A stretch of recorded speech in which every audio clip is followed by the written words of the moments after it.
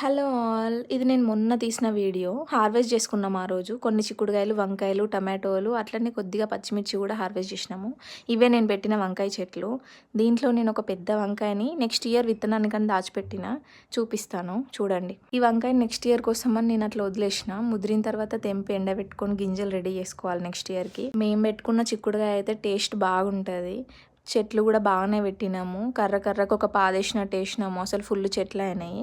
పూత మాత్రం చాలా తక్కువ ఉన్నది. చాలా చెట్లు వేసి మంచి పని చేసినాం అనిపిస్తుంది అప్పుడప్పుడు నాకు. జాబ్స్ కోసం ట్రై చేసి ఇంకా మనకి ఏం రాదని ఇట్లా హోప్ కోల్పోయిన తర్వాత నేను ఇట్లా చెట్లు పెంచుడు అలవాటు చేసుకున్న పెళ్ళైన తర్వాత.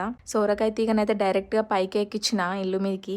ఒక 2-3 సోరకాయలు అయితే కంప్లీట్గా ముదిరిపోయినాయి. నెక్స్ట్ ఇయర్ విత్తనానికి పనికొస్తాయని వదిలేసిన. అప్పుడప్పుడు ఇంటి పక్కన వాళ్ళు కూడా ఇస్తాను వండుకోమని, టేస్ట్ బాగుంటుందని. మనసుకు కూడా కొంచెం నిమ్మలంగా ఉంటుందని చెట్లను పెంచుకుంటానా. ఇప్పటి నుంచి అయితే ఫ్రీ ట్యూషన్ స్టార్ట్ చేద్దాం అనుకుంటానా. ఏమంటారు? Thank you for watching this.